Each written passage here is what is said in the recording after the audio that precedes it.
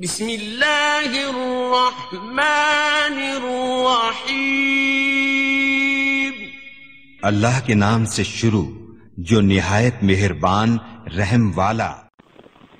پیام دے کے جو آئے صبح مدینے سے، مریض عشق کی لائی دوا مدینے سے۔ نحمده ونصلي ونسلم على رسوله الكريم، أما بعد فأعوذ بالله من الشيطان الرجيم، بسم الله الرحمن الرحيم۔ مل کر پڑھیے الصلاة والسلام عليك يا سيدي يا رسول الله۔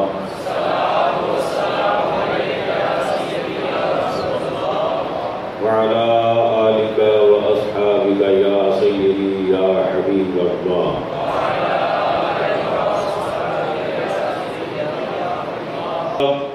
ایک نام ہے، بڑا مشہور نام ہے، جو پی ٹی وی کے ساتھ بڑا جڑا ہوا ہے، بلکہ آج کل پی ٹی وی کا قبضہ ہوا ہے اس کا۔ تقریباً رات کو گھنٹہ 2 گھنٹے روز، سمجھ گئے یا کوئی نہیں؟ ہاں جی، طارق جمیل نام میں پورا دوں گا۔ طارق جمیل لوگ بڑا پسند کرتے ہیں، بڑے خوش ہوتے ہیں، بہت اچھی گفتگو کرتا ہے جی، بڑی اچھی باتیں کرتا ہے جی، اختلافی بات تو کرتا ہی نہیں ہے۔ ہمارے علماء جو ہے یہ پتہ نہیں کیوں اختلافات کرتے ہیں، یہ غلط ہے وہ غلط ہے، وہ تو بڑی سیدھی سادی سی گفتگو کرتا ہے۔ تو میں نے کہا چور نے بھی کبھی چوری کرنے والے کو برا کہا ہے؟ اور بولو تو صحیح، چور نے کبھی چوری کرنے والے کو برا کہا ہے؟ ڈکیت نے کبھی ڈکیت کو برا کہا ہے؟ منافق نے کبھی اپنے آپ کو منافق کہا ہے؟ کبھی اسے برا کہا ہے؟ جو مجرم ہوگا وہ مجرم کو کنڈیم نہیں کرے گا، وہ اس کی مذمت نہیں کرے گا۔ مذمت وہی کرے گا جو خود صاف ہوگا، جو خود پاک ہوگا۔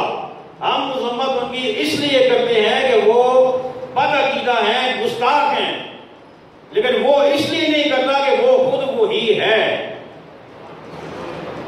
آپ کہیں گے جی آپ تو خواہ برس پڑ رہے اس پر، وہ تو کوئی ایسی بات ہی نہیں کرتا۔ اس وقت موبائل آج غلطی سے میرا گھر رہ گیا ہے، لیکن اگر کسی کو ضرورت ہوگی تو میں اس کے بے شمار کلپس آپ کو دکھا سکتا ہوں۔ اگر میں نہ بھی دوں نا تو آپ یوٹیوب پہ جا کے طارق جمیل کی گستاخیاں لکھیں تو آپ کو بے حساب مواد وہاں پہ مل جائے گا۔ اور میں 1-2 مثالیں آپ کو دے دیتا ہوں۔ مجھے یہ بتائیے کہ اللہ کے پاؤں ہیں؟ بولیے تو صحیح، اللہ کے پاؤں ہیں؟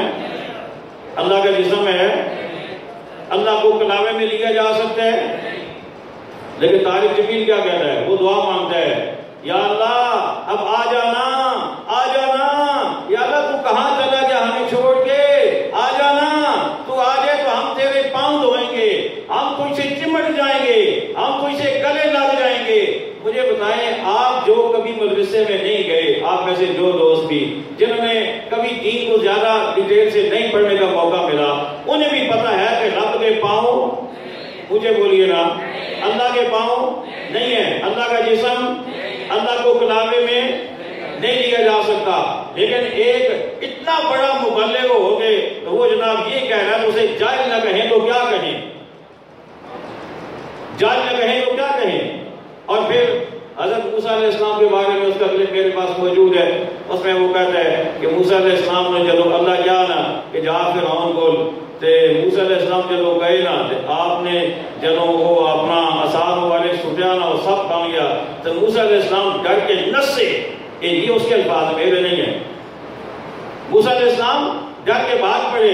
رب نے کہا لا تخف، موسیٰ ڈر نہیں، لیکن موسیٰ علیہ السلام پھر بھی پیچھے نہیں دیکھ رہے اور بھاگ رہے ہیں، یہ اس کے الفاظ ہیں۔ میں کہوں یہ کتنی جاہلانہ گفتگو ہے، کتنی جاہلانہ گفتگو ہے کہ رب کہہ رہا ہو کہ نہ ڈر اور پیغمبر پھر بھی بھاگتا جائے۔ کیا یہ ممکن ہے؟ بولیے نا۔ مطلب یہ ہے کہ ان کا ایک وقتی طور پہ سانپ کو دیکھ کر ایک بشری تقاضے کے مطابق تھوڑا بہت بندے پہ اس کا اثر ہو جانا یہ ایک الگ چیز ہے بشری تقاضے کے مطابق، لیکن اس کو ایسے ڈرامائی انداز میں پیش کرنا اور پوری ایکٹنگ کر کے پیش کرنا، نبی کو ایک ڈرپوک تصور کرنا اور ایسا اس کا امیج پیش کرنا، یہ کسی اہل ایمان کا کام نہیں ہے۔ حضرت ابراہیم علیہ السلام کے بارے میں کیا کہتا ہے کہ حضرت ابراہیم علیہ السلام اپنے بیٹے کو لٹا کر ذبح کرنے لگے تو اب دونوں کی گستاخی کی، حضرت ابراہیم علیہ السلام کی بھی، حضرت اسماعیل علیہ السلام کی بھی۔ کیا کہتا ہے کہ 80 سال کا بڈھا تو ایک بکرے کو ذبح نہیں کر سکتا،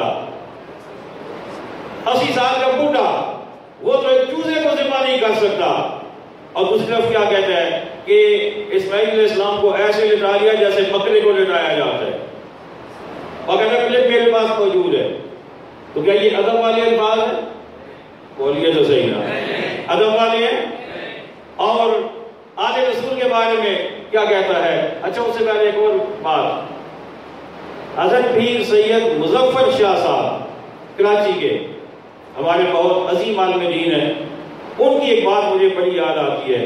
وہ کہتے ہیں کہ ان بیچاروں کا قصور نہیں ہے، ان کا قصور نہیں ہے، اس لیے کہ ان کی گھٹی میں گستاخی پڑی ہوئی ہے، گھٹی میں پڑی ہوئی ہے، اس لیے کہ ان کے استاد کا بھی یہی عقیدہ تھا، استاد کے استاد کا بھی یہی تھا، اس کے استاد کا بھی یہی تھا۔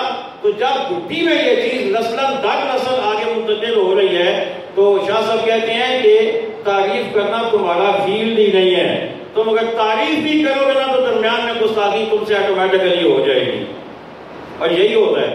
میں نے خود اس کے کلپ سنے ہیں۔ اب کہنا کیا کہہ رہا ہے، کہتا ہے کہ اگر نعرے لگانے سے دین آ جاتا، اگر نعرے لگانے سے کام بن جاتا تو پاگل تھا حسین جس نے بہاری والوں سے کچھ نہ سیکھا۔ امام حسین کو کیا کہا؟ آپ نہیں کہیں گے مجھے پتا، کہنا چاہیے بھی نہیں، لیکن سمجھانے کے لیے میں نے کہہ دیا آپ کو۔ اچھا پھر آگے چل کے کہتا ہے کتنی دیوانی تھی آل نبی، اور کتنے دیوانے تھے، کتنی کملے تھے اہل بیت۔ مطلب بظاہر وہ اپنی طرف سے ایک تعریف کر رہا ہے کہ جی وہ بڑے سمجھدار تھے، کہنا یہ چاہتا ہے، لیکن لفظ کون سے استعمال کر رہا ہے؟ پاگل کا، دیوانے کا، کملے کا، آل رسول کے لیے، حضرت امام علی مقام کے لیے۔ تو مجھے شاہ صاحب کی بات بڑی یاد آتی ہے کہ تم جتنی کوشش بھی کرو، تم تعریف کی کوشش بھی کرو گے لیکن تم کر نہیں سکو گے، کیونکہ گھٹی میں پڑی ہوئی ہے۔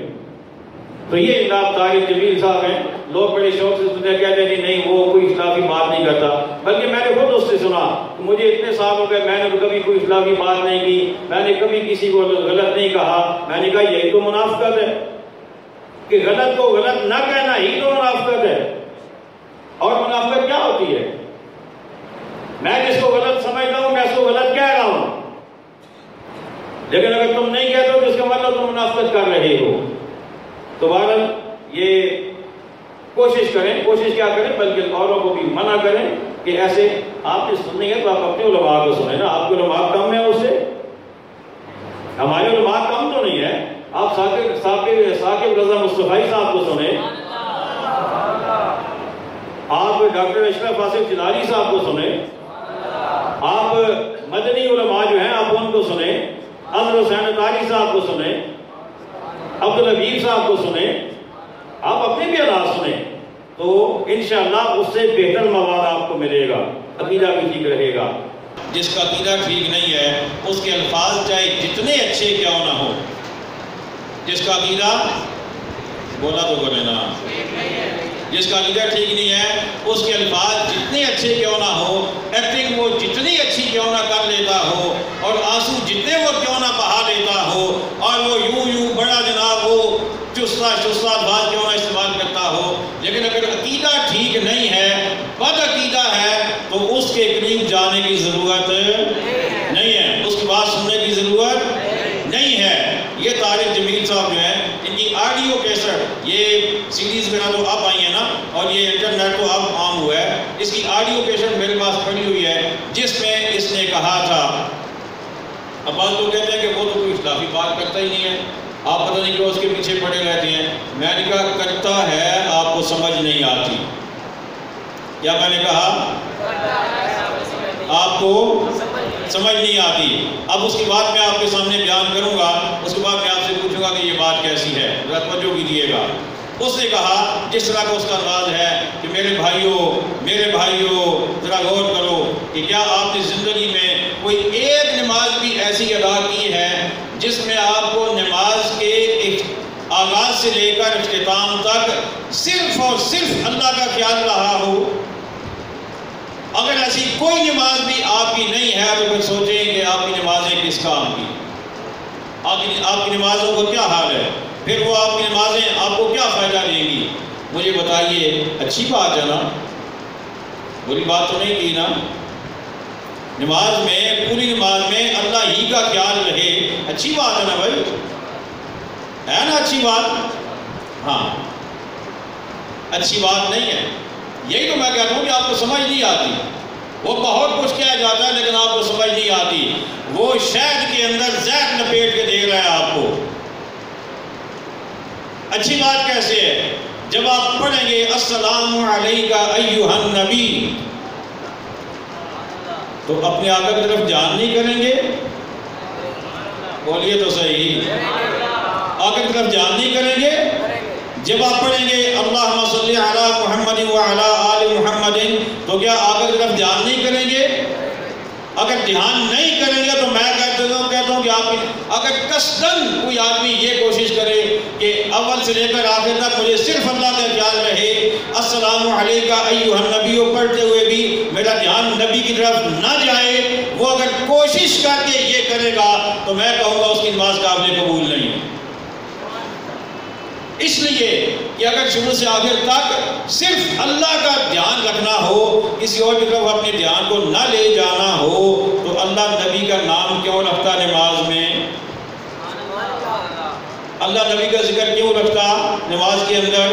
تو آپ اس نے کیا کیا ہے؟ اس نے بڑے خوبصورت طریقے سے آپ کو نبی سے دور کرنے کی کوشش کی ہے۔